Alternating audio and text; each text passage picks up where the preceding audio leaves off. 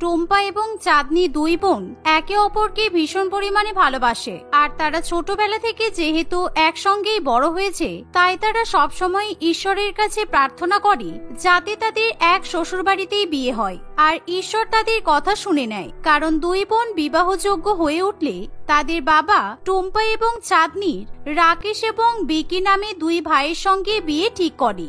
আর তারা দুই ভাই তাদের মা কমলা দেবীর সঙ্গে বাস করে। এভাবেই দুই বোনের একই বাড়িতে বিয়ে ঠিক হয়। তাই তারা দুই বোনে প্রচন্ড পরিমাণে আনন্দিত। তারা একসঙ্গে নিজেদের বিয়ের শপিং করে আর নিজেরা খুব সুন্দর করে তৈরি হয়। দেখতে দেখতে এভাবেই বেশ কিছুদিন কাটে আর দুই ভাইয়ের সঙ্গে টুম্পা এবং চাঁদনি দুই বোনের বিয়ে হয়ে যায়। এখন দুই বোনের একটাই শ্বশুরবাড়ি। বিয়ের পর দেখো বৌমা, তোমরা যতই দুই বোন হও না কেন, এখন কিন্তু তোমরা বড় যা আর ছোট যা।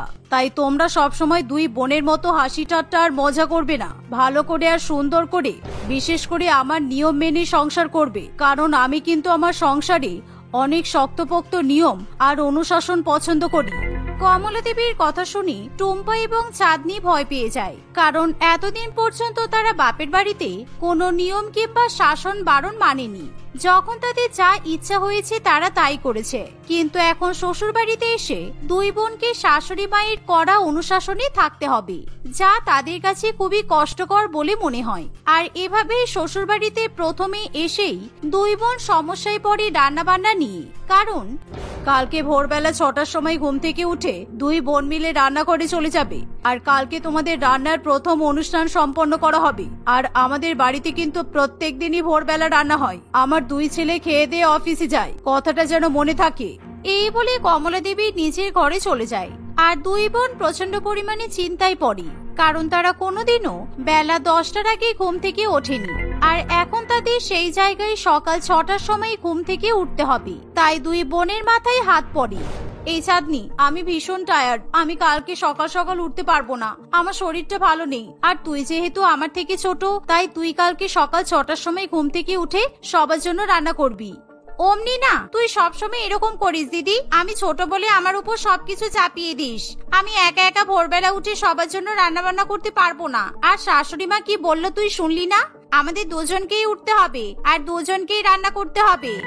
এই বলে চাঁদনি নিজের ঘরে চলে যায়। ফলে পরের দিন সকালবেলা 6টার সময় টুম্পা এবং চাঁদনি ঘুম থেকে উঠে পড়ে। আর তারা দুজনে তৈরি হয়ে রান্নাঘরে চলে যায়। তারা যখন গ্যাসপত্র ছুঁয়ে সব জিনিসপত্র ব্যবহার করে আর সকলের জন্য রান্না বান্না শুরু করছে, এমন সময় কমলা দেবী এসে দেখে যে তার নতুন দুই বৌমা গতকালের বাসি শাড়ি পরে রান্নাঘরে কাজ করছে।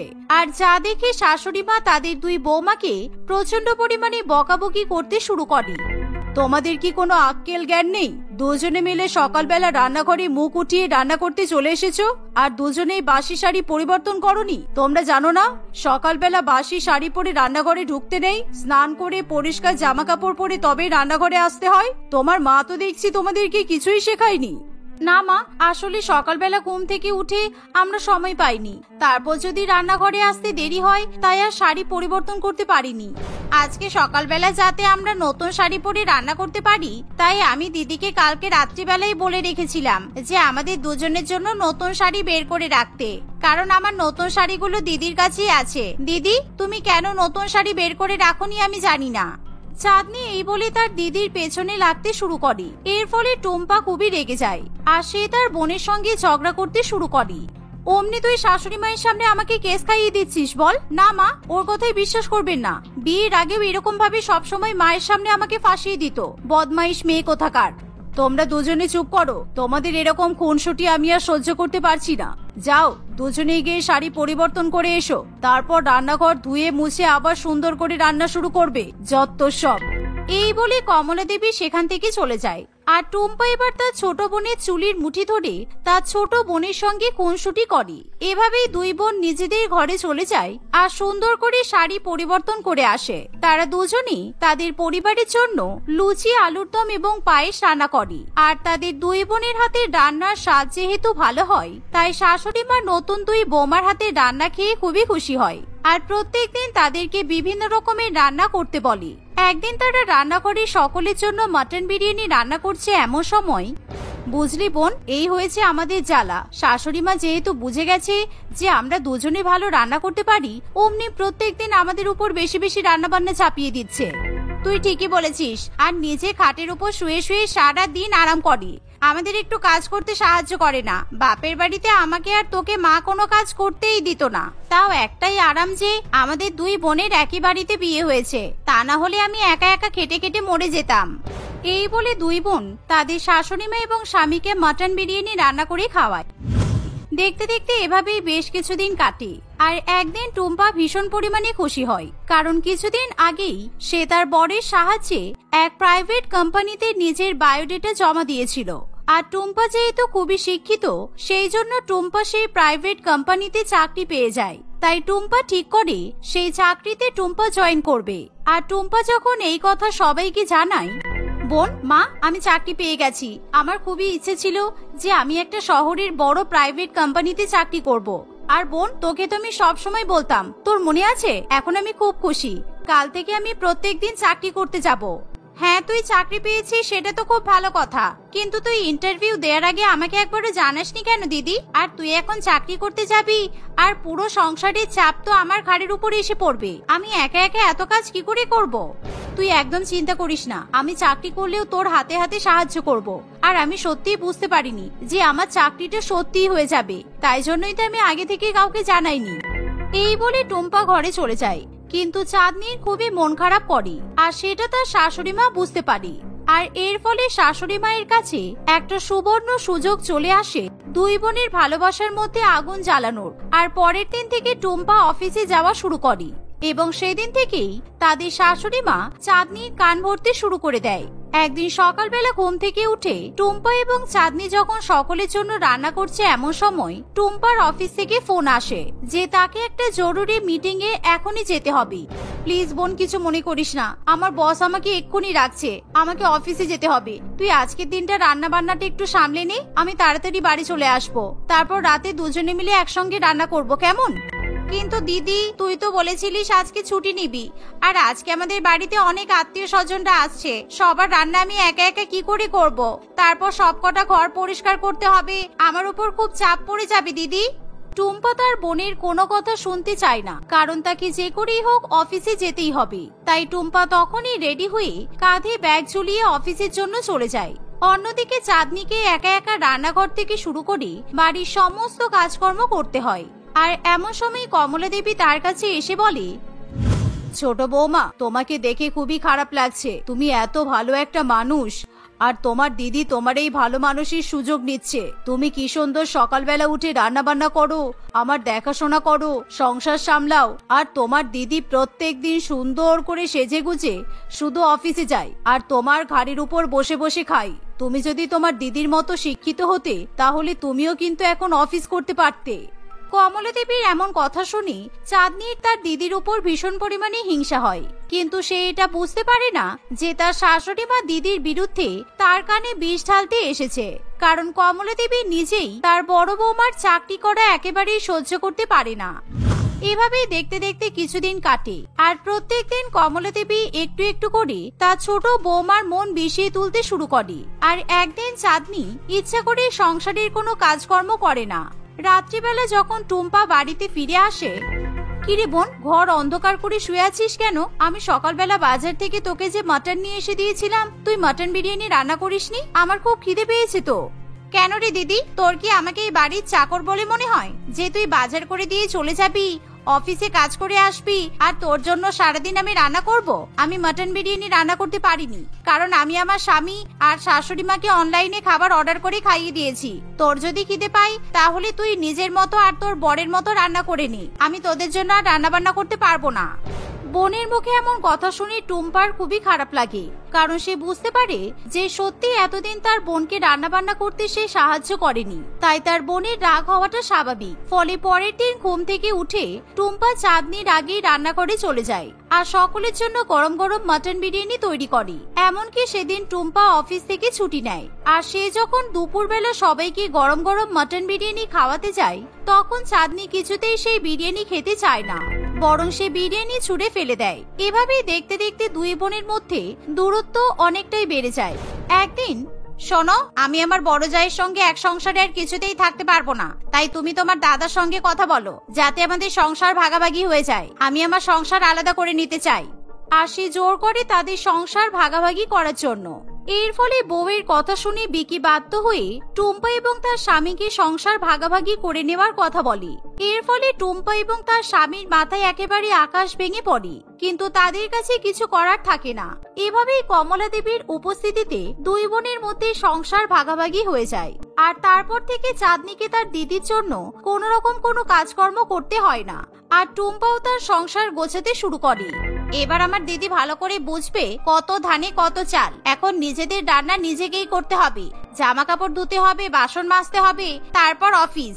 এতদিন আমি কাজ করে দিচ্ছিলাম বলেও কিছুই বুঝতে পারিনি। আর ওর এত অহংকার কিসের? শুধু চাকরি করে টাকা ইনকাম করছে বলে আমাকে কি মানুষ বলে মনে করে না? কিন্তু অন্যদিকে টুম্পার কোনো অসুবিধাই হয় না। সে অফিস যাওয়ার আগে নিজের মতো করে রান্না বান্না করে চলে যায়, আর অফিস থেকে এসে আবার রান্না বান্না করে। আর এই দেখে চাঁদনির আরো খারাপ লাগে, কারণ এতদিন টুম্পা অফিস থেকে যে টাকা রোজগার করে নিয়ে আসতো সেই টাকার অধিকাংশই সে তার বোনের পেছনে খরচা করত। বোনকে শাড়ি কিনে দেওয়া থেকে শুরু করে তাকে পার্লারে নিয়ে গিয়ে সাজানো গোছানো সবকিছুই টুম্পা করে দিত। কিন্তু শেষের দিকে চাঁদনি তার দিদির কাছ থেকে কিছুই নিতে চাইতো না, তাই এখন চাঁদনির খুবই খারাপ লাগে। আর একদিন বিকি অফিস থেকে ফিরে এলে রাত্রিবেলা খাওয়া দাওয়া করার পর হঠাৎই তার বুকে প্রচন্ড পরিমাণে ব্যথা শুরু হয়। আর এমন সময়, বিকি কি হয়েছে তোমার? তুমি এরকম করছো কেন? আমি তোমাকে কতবার করে বললাম যে লুচির সঙ্গে রাত্রিবেলা মটন কষা খেও না, কিন্তু তুমি আমার কোনো কথাই শুনলে না। এবার কি হবে বলো তো? আমার মনে হচ্ছে তোমার বুকে গ্যাস উঠে গেছে। এই বলে চাঁদনি সঙ্গে সঙ্গে বিকিকে নার্সিং হোমে নিয়ে যায়। কিন্তু নার্সিং হোমে ভর্তি করা মানে অনেক টাকার ব্যাপার। ফলে বিকি সুস্থ হয়ে গেলে চাঁদনি এবং বিকি বুঝতে পারে না অত টাকা কিভাবে তারা নার্সিং হোমে জমা করবে। আর এমন সময় টুম্পা নার্সিং হোমে চলে আসে। তখন চাঁদনি কাঁদতে কাঁদতে তার দিদিকে জড়িয়ে ধরে আর তার দিদির কাছে নিজের ভুল স্বীকার করে। আমাকে ক্ষমা করে দে দিদি, আমি তোর সঙ্গে অনেক খারাপ ব্যবহার করেছি। বিশ্বাস কর, তোর চাকরি নিয়ে আমি তোকে একদম হিংসা করি না, কিন্তু শাশুড়ি মা আমাকে সবসময় বলতো যে তুই নাকি আমার উপর হিংসা করিস, আর তুই ইচ্ছা করে চাকরি বাকরি করিস যাতে তুই আমাকে দিয়ে সংসারের কাজ করাতে পারিস। আর শাশুড়ি মায়ের কথা শুনে আমি পাগল হয়ে গিয়েছিলাম। আমাকে ক্ষমা করে দে দিদি, আমি আর কখনো তোর থেকে আলাদা হয়ে থাকবো না। এমন কথা শুনে টুম্পা খুবই খুশি হয়। অন্যদিকে কমলা দেবী লজ্জায় পড়ে, কারণ তার হাটের মাঝখানে হাড়ি ভাঙে। অন্যদিকে টুম্পা তখনই নার্সিং হোমের সমস্ত টাকা পেমেন্ট করে দেয় আর বিকিকে বাড়িতে নিয়ে আসে। তারপর থেকে চাঁদনি আর কোনোদিনও তার দিদির সঙ্গে ঝগড়া করে না। তারা দুই বোন আবার আগের মতো মিলেমিশে একই সংসারে থাকতে শুরু করে। বাবা শঙ্কর, তুই বেঁচে আছিস? বাবা, আমরা সত্যি বিশ্বাসই করতে পারছি না তুই এখনো বেঁচে আছিস। কিন্তু বাবা, তুই ফিরে এলি এমন একটা দিনেই ফিরে এলি। আমরা আজকেই রোহিতের সঙ্গে বৌমার দ্বিতীয় বিয়ে দিলাম। তুই আরো আগে ফিরে আসতে পারলি না কেন বাবা? না মা, আমি দোষীদের বিরুদ্ধে উপযুক্ত প্রমাণ জোগাড় করছিলাম। আজকে আমি প্রমাণ সমেত ফিরে এসেছি। তোমরা যাকে এতদিনে বৌমা না মনে করে নিজেদের মেয়ে মনে করে এসেছো, তার আসল মুখোশ আমি তোমাদের সামনে খুলে দেবো। আজ থেকে প্রায় 6 মাস আগে শঙ্কর এবং অহনা একে অপরকে পছন্দ করে বিয়ে করে। বিয়ের পর তারা সপরিবারে দার্জিলিং এ ঘুরতে যায়। সত্যি এই জায়গাটা খুবই সুন্দর। আমার অনেক দিনের ইচ্ছে ছিল পাহাড়ে ঘুরতে যাওয়ার, আর আজকে আমার বৌমা সেই ইচ্ছাটা পূরণ করলো। দার্জিলিং এ ঘুরতে এসে আমার ভীষণ আনন্দ হচ্ছে। হ্যাঁ গিন্নি, এই পাহাড়ের ঠান্ডা ঠান্ডা আবহাওয়া আর এই বরফ ঢাকা সাদা দৃশ্য দেখতে আমার খুবই ভালো লাগছে। বৌমার কথা শুনে আমরা দার্জিলিং এসেছি বলে এতটা মজা করতে পারছি। তা না হলে আমাদের ছেলের কথা শুনে এতক্ষণে আমাদের গোয়াতে গিয়ে বসে থাকতে হতো, আর গোয়াতে গেলে আমরা একটু মজা করতে পারতাম না। আরে তোমরা সেই তখন থেকে দেখছি গোয়াকে নিয়ে সমালোচনা করেই যাচ্ছ। দার্জিলিং যেমন ভালো জায়গা, গোয়াও সেরকম ভালো জায়গা। তোমরা তো কখনো গোয়াতে যাওনি, সেই জন্যই তোমাদের এরকম মনে হচ্ছে। চুপ কর, তুই আমাদের পছন্দ অপছন্দের ব্যাপারে কিছুই জানিস না। এই বৃদ্ধ বয়সে আমরা গোয়াতে ঘুরতে যাব, কিন্তু বৌমা মাত্র 1 সপ্তাহ হলো আমাদের বাড়িতে এসেছে। আর দেখ আমাদের পছন্দ অপছন্দের জিনিসগুলো কত তাড়াতাড়ি সব জেনে নিয়েছে। কিন্তু মা ভুলে যেও না, তোমাদের এই বৌমাকে কিন্তু আমিই নিয়ে এসেছি, তাই তোমার বৌমার ক্রেডিট মানে আমার ক্রেডিট। আর তুই জীবনে এই একটাই ভালো কাজ করেছিস, বৌমাকে আমাদের জীবনে নিয়ে এসে। তাছাড়া সারা জীবনে তুই একটাও ভালো কাজ করতে পারিসনি। এভাবেই তারা ফ্যামিলির সকলে হাসি মজা করতে থাকে। পাহাড়ে কিছুক্ষণ সময় কাটানোর পর তারা নিজেদের হোটেলে ফিরে যায়। অহনা, তুমি এত বোকা কেন বলো তো? এত সুন্দর ঠান্ডা ঠান্ডা পাহাড়ি এলাকায় তুমি মা বাবাকেও সঙ্গে নিয়ে এসেছো কেন বলো তো? তুমি আর আমি দুজনে একে একা আসলে কত ভালো হতো। হানিমুনে কেউ কখনো মা বাবাকে সঙ্গে করে নিয়ে আসে?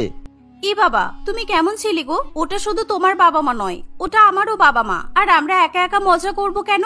বাবা মা তো কোথাও ঘুরতে যেতেই পারে না, সেই জন্য আমি আমাদের ফার্স্ট ট্রিপ ফ্যামিলির সঙ্গেই রেখেছি। এর পরের বারে তো আমরা দুজনেই ঘুরতে যাব, তুমি চাপ নিচ্ছ কেন? আচ্ছা ঠিক আছে, ডিনার করতে হবে তো? হোটেলে ডিনার করবে নাকি বাইরে কোথাও খেতে যাবে বলো? বাইরে যাব, কিন্তু বাইরে প্রচন্ড ঠান্ডা। বাবা মাকে এই সময় বাইরে নিয়ে যাওয়া ঠিক হবে না, ওনাদের ঠান্ডা লেগে যেতে পারে। কি করি বলো তো, বুঝতেই পারছি না। হ্যাঁ, আমি ওটাই তো বলতে চাইছি, বাইরে প্রচন্ড ঠান্ডা। আমরা যে হোটেলে আসি সে হোটেলের খাবারও তো একদমই ভালো নয়। এক কাজ করো, তুমি মা বাবার কাছে গিয়ে বসো, আমি বাইরে যাচ্ছি। আমি বাইরে রেস্টুরেন্ট থেকে খাবার প্যাক করে নিয়ে আসছি, তারপর সবাই মিলে একসঙ্গে মজা করে খাবো। এই বলে শঙ্কর তার গাড়ি নিয়ে হোটেল থেকে বেরিয়ে পড়ে। সে পাহাড়ি রাস্তা দিয়ে গাড়ি চালিয়ে রেস্টুরেন্টের দিকে যেতে থাকে, কিন্তু যখন সে গাড়ি থামাতে চায় কিছুতেই গাড়ি থামতে চায় না, কারণ সেই গাড়ির ব্রেক ফেল করে যায়। শঙ্কর অনেক চেষ্টা করেও কিছুতেই নিজেকে রক্ষা করতে পারে না। সে পাহাড়ি এলাকার খাদের মধ্যে পড়ে যায়। ওদিকে অনেক রাত হয়ে গেলেও শঙ্কর বাড়ি ফিরে না আসায় তার পরিবার পুলিশে খবর দেয়। সারা রাত ধরে শঙ্করকে খোঁজাখুঁজি করা হয়। পরের দিন সকালে শঙ্করের গাড়ি পাহাড়ি এলাকার নদীতে খুঁজে পাওয়া যায়। আপনাদের ছেলেদের গাড়ি আমরা নদীতে খুঁজে পেয়েছি। আমাদের অনুমান শঙ্করের ডেড বডি নদীতেই ভেসে গেছে। আমরা অনেক চেষ্টা করেও কিছুতেই শঙ্করের ডেড বডি খুঁজে পেলাম না। আর অত উপর থেকে নিচে বললে কারোর পক্ষে বেঁচে থাকাও সম্ভব নয়। I am sorry. এই শুনে অহনা এবং তার শ্বশুর শাশুড়ি কান্নায় ভেঙে পড়ে। বিয়ের মাত্র এক সপ্তাহ পর নিজের স্বামীকে হারিয়ে অহনা ভীষণ পরিমাণে কান্নাকাটি করতে থাকে। তার শ্বশুর মশাই এবং শাশুড়ি মা তাকে সান্ত্বনা দেওয়ার চেষ্টা করে। তারা পরের দিনই আবার নিজেদের বাড়িতে ফিরে আসে। বাড়িতে ফিরে আসার পর অহনা সবকিছু সুস্থ স্বাভাবিক অবস্থায় ফিরিয়ে নিয়ে আসার চেষ্টা করে, কারণ সে যে কোনো উপায়ে তার শ্বশুর মশাই এবং শাশুড়ি মাকে হাসি খুশি দেখতে চায়। আপনারা একদম চিন্তা করবেন না, আপনাদের ছেলের জায়গাটা এবার আমি নেব। আমাদের ফ্যামিলি বিজনেস এবার আমি সামলাবো। শঙ্কর যা যা করতো সব আমি করব। আপনারা এবার আমাকে আপনাদের ছেলে বলে মনে করবেন। আজ থেকে আমি আপনাদের ছেলে। অহনার মুখে এমন কথা শুনে তার শ্বশুর মশাই এবং শাশুড়ি মা দুজনেই খুবই খুশি হয়। অহনা সেদিন থেকে ফ্যামিলি বিজনেস সামলানো শুরু করে দেয়। এখন অহনা সবসময় যেন একা একা থাকতে ভালোবাসে। সে তার শাশুড়ি মা কিংবা শ্বশুর মশাইয়ের সঙ্গে বেশি কথা বলে না, সবসময় নিজেকে ঘরের মধ্যেই বন্দি রাখে। এমনকি নিজের খাবারও সে নিজের ঘরে নিয়ে চলে যায়। শুধু তাই নয়, এখন অহনা বাড়িতেও খুব একটা থাকে না। খুব সকাল করে সে বাড়ি থেকে বেরিয়ে পড়ে আর গভীর রাতে বাড়িতে ফিরে আসে। অহনার এরকম অবস্থা দেখে তার শাশুড়ি মা এবং শ্বশুর মশাই দুজনেরই খুবই খারাপ লাগে। গিন্নি, বৌমার এরকম অবস্থা আমি কিছুতেই দেখতে পাচ্ছি না। বৌমা পুরোপুরি পাল্টে গেছে, সবসময় একা একা থাকছে, যতটা সম্ভব নিজেকে কাজের মধ্যে ব্যস্ত রাখার চেষ্টা করছে। আমার মনে হয় এবার বৌমার দ্বিতীয় বিয়ে দেওয়া দরকার, কেননা বৌমার এখন বয়স অনেক কম, আর তাছাড়া ও তো এখন সারা জীবন একা একা কাটাতেও পারবে না। তুমি এই বলছো? আমি তো অহনাকে অনেকবার বলেছি দ্বিতীয়বার বিয়ে করার কথা, কিন্তু ও তো কিছুতেই আমার কথা শুনতে চায় না। ও বলছে ও সারা জীবন এভাবেই কাটিয়ে দেবে। দাঁড়াও, আমি এই নিয়ে অহনার সঙ্গে কথা বলবো, তুমি বরং একবার ভাবনাকে ডেকে নিয়ে এসো। এই শুনে লাবণী দেবী অহনাকে সেখানে ডেকে নিয়ে আসে। বাবা, আপনি আমাকে ডাকলেন? আসলে আপনার সঙ্গেও আমার খুব একটা দরকারি কথা ছিল। আমাদের ম্যানেজার মদন বাবু আপনার পেছনে 10 লক্ষ টাকা হেরফের করেছে, সেই জন্য আমি ওকে চাকরি থেকে তাড়িয়ে দিয়েছি। আর কালকে নতুন ম্যানেজারের জন্য আমাদের অফিসে একজন ইন্টারভিউ দিতে আসবে। কালকে কিন্তু একবার আপনাকে অফিসে যেতে হবে। উফ বৌমা, আমার কোনো ম্যানেজার লাগবে না, এগুলো সব পরে হবে। এখন তুমি ম্যানেজার সিলেক্ট না করে ভালো থেকে একজন জীবন সঙ্গীকে সিলেক্ট করো। আমরা তোমাকে আবারও হাসি খুশি দেখতে চাই। আমরা তোমার দ্বিতীয় বিয়ে দিতে চাই বৌমা। অহনা তার শ্বশুর মশাইয়ের মুখে দ্বিতীয় বিয়ে করার কথা শুনে প্রচন্ড রেগে যায়। আপনারা কেন আমার পিছনে পড়ে আছেন? আমি শঙ্করকে ছাড়া আর কখনো কাউকে নিজের করে নিতে পারবো না। আমি শঙ্করের স্মৃতি নিয়ে সারা জীবন বেঁচে থাকতে পারবো। আমি আর কখনোই বিয়ে করব না, কারণ শঙ্করের মতো ভালো ছেলে আমি আর কখনো খুঁজেও পাবো না। শঙ্করের মতো ভালোবাসা আমাকে কেউ দিতে পারবে না। এই বলে অহনা চোখে জল নিয়ে নিজের রুমে চলে যায়। পরের দিন অহনা অফিসে চলে যায়। সেদিন রোহিত নামে একটি ছেলে ম্যানেজার পোস্টে চাকরির জন্য ইন্টারভিউ দিতে আসে। রোহিত খুবই ট্যালেন্টেড একজন ছেলে হওয়ায় অহনা তাকে ম্যানেজার হিসেবে নিযুক্ত করে। চাকরিতে জয়েন করার পর রোহিত সবসময় অহনার সঙ্গে থাকে। সে অহনাকে বিভিন্ন কাজে সাহায্য করে এবং পরামর্শ দেয়। এমনকি সে অহনাদের পারিবারিক সমস্যাতেও তাদের পাশে গিয়ে দাঁড়ায়। এভাবেই অহনা এবং রোহিতের মধ্যে খুব ভালো একটা বন্ধুত্ব তৈরি হয়। এমনই একদিন, রোহিত, আমাকে এখনই বাড়ি যেতে হবে, আমার বাবার শরীর ভীষণ খারাপ। ওনাকে হসপিটালে ভর্তি করতে হবে। তুমি অফিসে থাকো কেমন, আমি আসি। কিন্তু অহনা, তুমি একা একা কিভাবে তোমার বাবাকে হসপিটালে নিয়ে যাবে? চলো, আমি তোমার সঙ্গে যাচ্ছি। আর আমি শুধুমাত্র তোমার ম্যানেজার বলে তোমাকে কিছু তো অফিসেই সাহায্য করতে পারবো নাকি? আর ওর কাছে হেল্প করতে পারবো না? এটা তো নয়।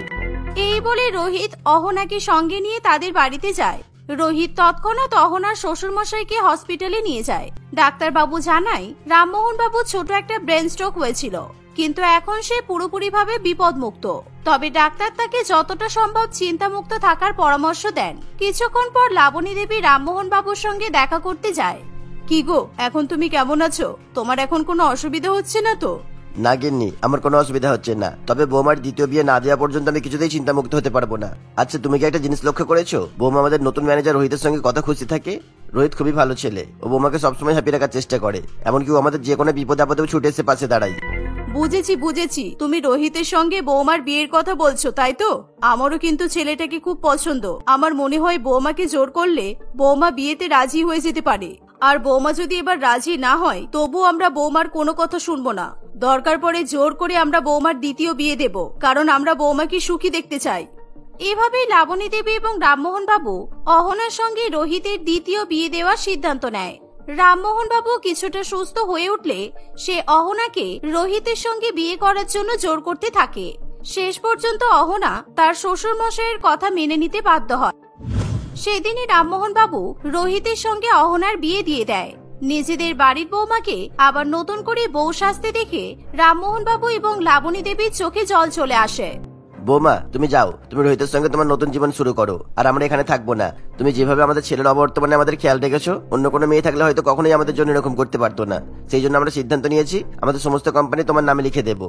আর আমরা তোমাদের সঙ্গে থাকতে পারবো না বৌমা, কারণ আমরা যদি তোমার সঙ্গে থাকি তাহলে তোমার বারে বারে শঙ্করের কথা মনে পড়বে। আর রোহিতের সঙ্গে সুখে সংসার করার জন্য যে করেই হোক তোমাকে শঙ্করকে ভুলতেই হবে। তোমরা দুজনে সুখে থাকো, আমরা শুধু এটাই চাই। ঠিক এমন সময় হঠাৎ করে তারা সকলেই শঙ্করের গলার আওয়াজ শুনতে পায়। না মা, কিছুতেই না। এদেরকে আমি কিছুতেই সুখে থাকতে দেবো না। যারা আমাকে শেষ করেছে, আমার মা বাবাকে শেষ করেছে, তাদেরকে আমি কিভাবে সুখে থাকতে দেবো? শঙ্করকে দেখে তার বাবা মা দুজনেই চমকে ওঠে।